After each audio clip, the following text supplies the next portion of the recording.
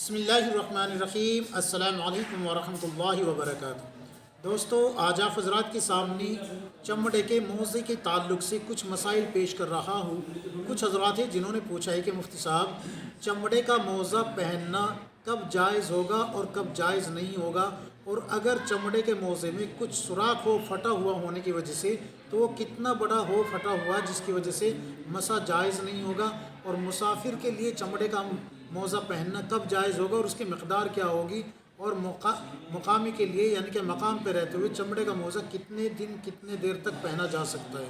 تو ان تمام مسائل کا حل آپ کو کتاب النوازل کھول کے دیکھیں، اس میں مل جائے گا۔ اسی طریقے سے البحر الرائق کھول کے دیکھیں، اس میں مل جائے گا۔ فتاوی شامی کھول کے دیکھیں، اس میں مل جائے گا۔ امداد الفتاوی کھول کے دیکھیں، اس میں مل جائے گا۔ بخاری شریف کی روایت بھی ہے، رسول اللہ صلی اللہ علیہ وسلم سے ثابت ہے کہ آپ صلی اللہ علیہ وسلم نے چمڑے کا موزہ پہنا ہے اور اس پہ مسح بھی کیا ہے۔ اب سوال یہ ہوتا ہے کہ چمڑے کا موزہ اگر پھٹا ہوا ہو تو اس کی کتنی مقدار پھٹا ہوا ہونے کی وجہ سے مسح نہیں ہوگا۔ تو دیکھیے، ایک درہم کے برابر یعنی کہ ایک سکہ جو ہوتا ہے، یہ سمجھیے کہ یہ ہتھیلی کا جو اندرونی حصہ ہے، گولائی جو ہے، اگر اتنا پھٹا ہوا ہے یا اس سے زیادہ پھٹا ہوا ہے تو اس کے اوپر مسح نہیں ہوگا، اور اگر اس سے کم ہے تو پھر اس پہ مسح ہو جائے گا۔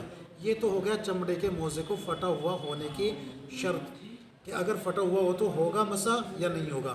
اب مقامی کے لیے کیا حکم ہے؟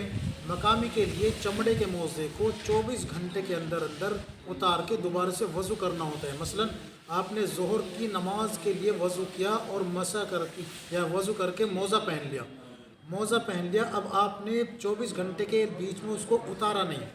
اگر نہیں اتارا تو اسی کے اوپر عصر میں مسح کر لیا، اسی کے اوپر مغرب میں کر لیا، اسی کے اوپر عشاء میں کر لیا، اور اسی کے اوپر فجر میں کر لیا، بیچ میں اتارا نہیں آپ نے، تو پھر تو یہ آپ کے لیے بالکل درست ہوگا۔ حتیٰ کہ آپ جو ہے چاشت بھی اسی سے پڑھ سکتے ہیں، یعنی کہ اسی کے اوپر مسح کر کے۔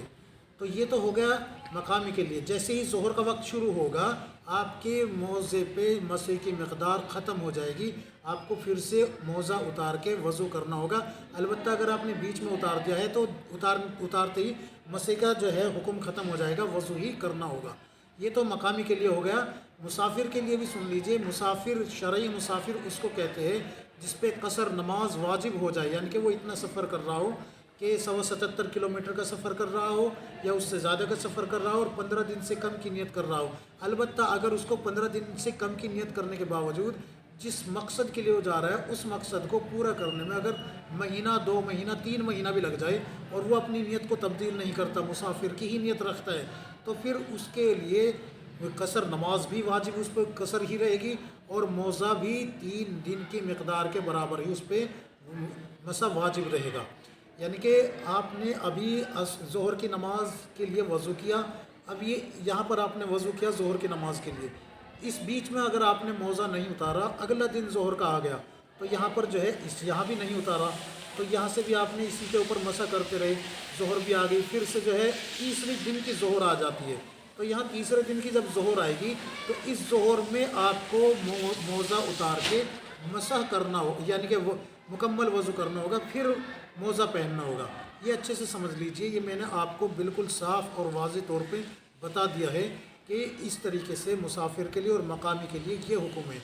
اب کئی لوگ کیا کرتے ہیں کہ بھئی لیدر کے موزے کے بجائے، چمڑے کے موزے کے بجائے نائلون کا جو باریک جراب ہوتا ہے جس کو موزہ بھی کہتے ہیں، اس پہ مسح کرتے ہیں، تو اس پہ مسح بالکل جائز نہیں ہے، بالکل بھی اس کو پہن کے مسح کرنا جائز نہیں ہے، نہ ہی اس سے نماز ہوگی، نہ ہی وضو کے حکم کو لگایا جا سکتا کہ وضو ہو گیا ہو۔ امید ہے کہ یہ تمام مسائل آپ حضرات کی سمجھ میں آ گئے ہوں گے۔ اللہ تبارک و تعالی ہم سب کو کتاب و سنت کے مطابق زندگی گزارنے کی توفیق عطا فرمائے، آمین یا رب العالمین۔